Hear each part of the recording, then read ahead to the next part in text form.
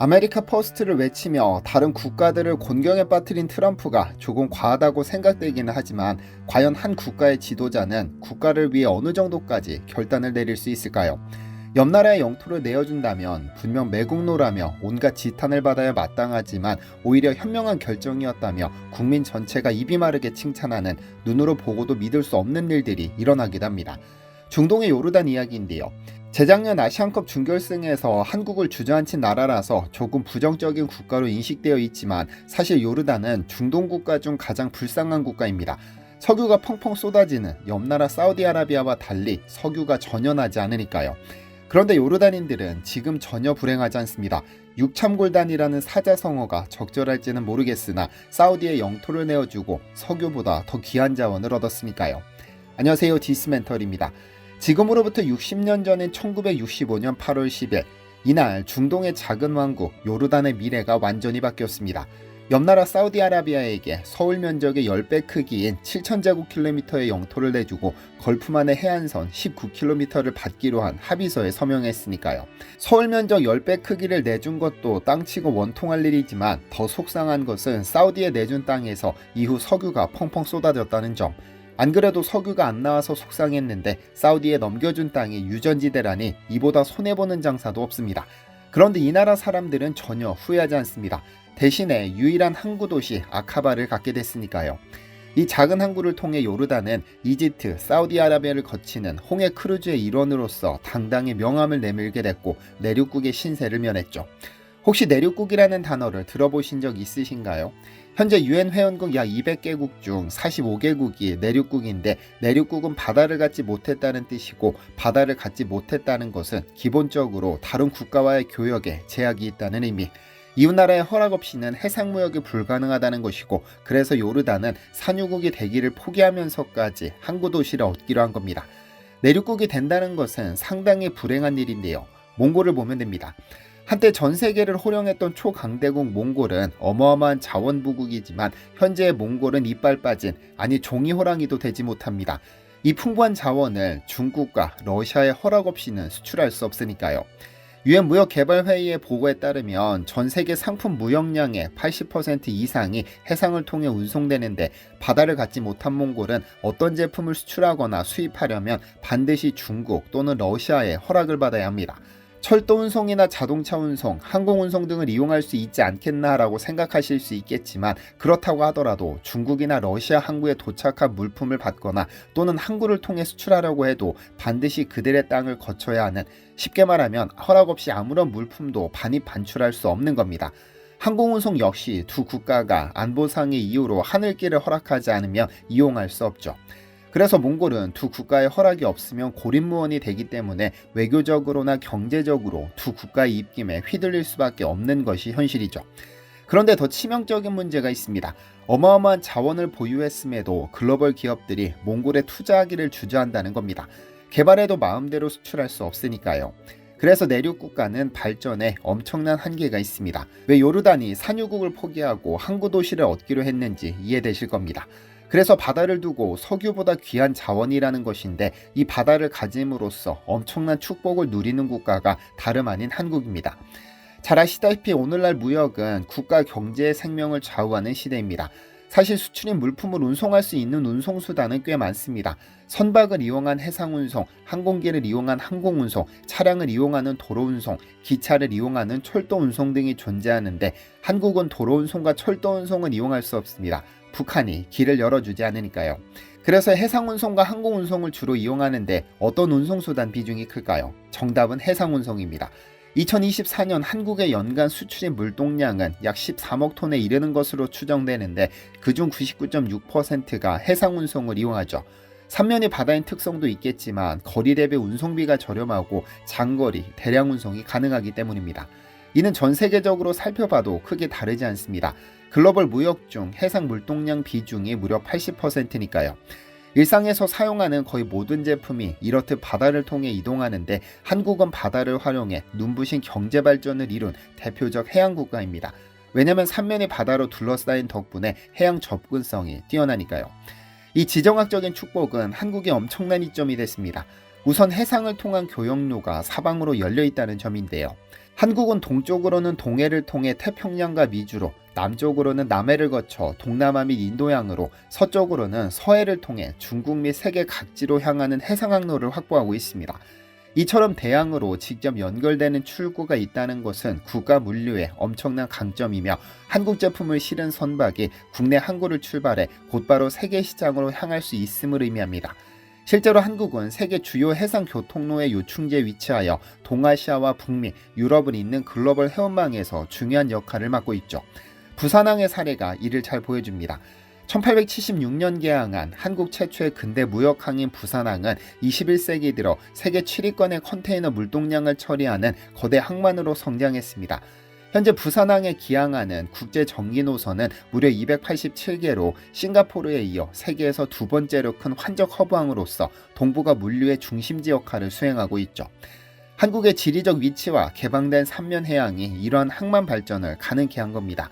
한국은 지리적으로도 일본 열도와 중국 대륙 사이에 위치하면서 아시아 미주, 아시아 유럽을 잇는 해상 루트의 교차점에 자리하고 있는데, 이 덕분에 국내에서 생산된 제품들을 최단거리로 미주 및 유럽 시장에 실어 나를 수 있었습니다. 바다를 통한 물류비 절감은 한국 제품의 국제 경쟁력을 높였고, 한국을 동북아 해상 물류의 허브 국가로 부상시키는 밑바탕이 되었죠. 별로 중요해 보이지 않나요? 에티오피아의 상황을 보면 전혀 이야기가 달라집니다. 1952년부터 1993년까지 에티오피아의 일부였던 에리트레아가 주민투표를 거쳐 분리 독립한 후 1998년 양국 간 전쟁이 발발하면서 에티오피아 에리트레아 국경은 폐쇄되었습니다. 이로 인해 에티오피아는 해상무역을 위해 에리트레아 항구를 이용할 수 없게 되었고, 대신 지부티 항구를 이용해오고 있죠. 그런데 지부티 항구를 이용하기 위해 에티오피아가 매년 지불하는 사용료가 연간 20억 달러, 한국 돈으로 무려 3조 7천억 원입니다. 2022년 세계은행이 집계한 지부티의 GDP는 약 35억 달러인데, 지부티 GDP의 절반 이상이 에티오피아의 지부티 항구 사용료로부터 발생하는 겁니다. 이는 경제적으로 막대한 비용 부담일 뿐 아니라 외교적으로도 이웃 국가에 함부로 큰 소리를 칠 수 없도록 만들었습니다. 언젠가 다시 자신만의 바다로 나가는 통로를 얻기 위해 수단, 소말리아 등 인근 국가들과 협력하거나 지분 참여를 모색해왔지만 오히려 지역 정세에 미묘한 파장을 일으키고 있죠. 실제로 에티오피아가 베르베라 항구 사용권을 확보하려는 움직임을 보이자 지부티와 에리트레아가 민감하게 반응하는 등 해양 접근권을 둘러싼 경쟁과 긴장이 심화되고 있습니다. 그러니 무역으로 국가 경제를 운영해온 한국에 항구가 없었다면 아마 에티오피아보다 수십 배 많은 항구 이용료를 내느라 경제가 허덕거렸을 것은 불보듯 뻔한 일인데요. 이처럼 항구가 없는 내륙 국가들은 무역 비용 증가, 자원 확보의 어려움, 외교적 종속 등의 문제를 겪기 마련이죠. 서론에서 언급한 요르단의 사례는 내륙국이 바다를 얻기 위해 어떤 선택까지 하는지를 극명하게 보여줍니다. 당시 요르단은 바다와의 연결고리 확보를 위해 손해를 감수했습니다. 이 협정으로 홍해의 좁은만인 아카바만에 접한 해안선 19km를 확보하며 바다로 나가는 창구를 손에 넣었고, 그 대가로 자국 영토 7,000제곱킬로미터 이상을 사우디에 양도했습니다. 그 지역은 석유가 나올 가능성이 높은 광활한 사막지대였음에도 말이죠. 잠재적 유전과 바다 중에서 과감히 바다를 택한 겁니다. 그 결과 중동 지역에서 유일하게 바다가 없는 나라로 남을 뻔했던 운명을 극적으로 뒤바꿀 수 있었는데, 이 영토 교환으로 얻은 작은 항구 도시 아카바를 통해 자국 상품을 해상으로 수출하고 반대로 해외 물자를 수입할 수 있는 생명선을 확보하게 된 겁니다. 산유국의 꿈까지 포기하면서 바다를 얻은 결정적 이유는 한 줄의 해안선이 국가 경제와 안보에 주는 가치가 그만큼 절대적이기 때문인데요. 유엔 보고서에 따르면 내륙 개도국은 인근 해안국에 비해 수출입에 드는 시간과 비용이 훨씬 높으며, 이러한 지리적 제약이 경제 발전을 심각하게 저해하는 것으로 나타났습니다. 몽골이나 에티오피아처럼 풍부한 광물이나 인구 등 잠재력이 있음에도 바다의 부재로 성장의 한계를 받는 경우를 보면, 바다를 통한 자유로운 무역 통로의 확보 여부가 국가 경제에 얼마나 큰 차이를 가져오는지 내륙국들의 현실이 잘 말해주는데요. 그런데 바다가 없으면 제약을 받는 산업도 상당합니다. 대표적으로 철강 산업을 생각할 수 있는데요. 제철소에서는 막대한 양의 철광석과 석탄을 원료로 사용하고 생산된 강철 역시 전 세계로 수출됩니다. 이런 대량의 원자재와 제품을 실어 나르기 위해서는 깊은 수심과 대형 부두를 갖춘 항만 인프라가 필수적입니다. 그래서 포스코와 같은 세계적인 제철소들은 대부분 해안가에 위치하고 있고 해상 운송만을 통해 원재료를 들어오고 완제품을 내보냅니다. 만약 항만이 없다면 철광석을 실은 배가 들어올 수 없고 생산된 강제를 대형 선박으로 수출할 수도 없죠. 결국 내륙에 고립된 국가는 철강 산업을 발전시키기는커녕 뛰어들 수도 없고 설령 발전시킨다 하더라도 물류비 부담으로 국제 경쟁력을 잃기 쉽습니다. 조선업은 더합니다. 아예 바다가 없으면 생존할 수 없는 산업이니까요. 수만 톤에 이르는 거대한 선박을 건조하려면 바다와 접한 넓은 조선소 부지와 도크가 필요합니다. 내륙국은 이런 입지 조건을 갖출 수 없으므로 대형 상선이나 군함을 자체 건조하는 조선 산업이 아예 태동할 수 없습니다. 기술력의 문제가 아니라 물리적, 지리적 제약에 따른 한계입니다. 몽골에서 배를 만들어 중국 바다로 내보낼 수는 없으니까요. 한국은 이런 제약이 없어 HD 한국조선해양, 하나오션, 삼성중공업 등의 세계 최고 조선업체를 보유했죠. 뿐만 아니라 항구가 없으면 자국 기업이 생산한 상품을 해외로 내보내거나 필요한 물자를 들여올 때 인접국의 항만까지 육로나 철도로 운송한 뒤 환적해야 하는데 이러한 추가 과정은 시간과 비용 면에서 큰 손실을 초래합니다. 국경을 넘는 절차상 복잡함도 있고 중간에 거치는 국가의 사정에 따라 통관 지연이나 추가 과세 등의 위험도 감수해야 하니까요.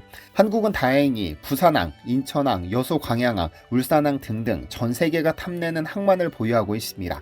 그렇다면 한국은 바다의 축복을 누렸을까요? 네, 충분하게 누렸고 지금도 충분히 누리고 있습니다. 1960년대 이후 한국은 수출 주도형 산업화 전략을 통해 가난을 극복하고 선진국으로 발돋움했습니다. 2011년 사상 처음으로 연간 무역액 1조 달러를 돌파하며 세계 9번째로 무역 규모 1조 달러 클럽에 가입해 세계를 깜짝 놀라게 했죠. 1962년 제1차 경제개발 5개년 계획을 시작한 지 불과 50년 만에 이룬 쾌거였습니다. 이러한 급격한 발전의 배경에는 전국에 구축된 항만 인프라와 글로벌 해운망이 있습니다. 한국은 부산, 인천, 광양, 울산 등 주요 항만을 현대화하여 대형 선박을 수용하고 물류 효율을 극대화했고 국내 해운 기업들은 세계 곳곳에 컨테이너 전기 항로를 개설해 수출입 물동량을 소화했죠.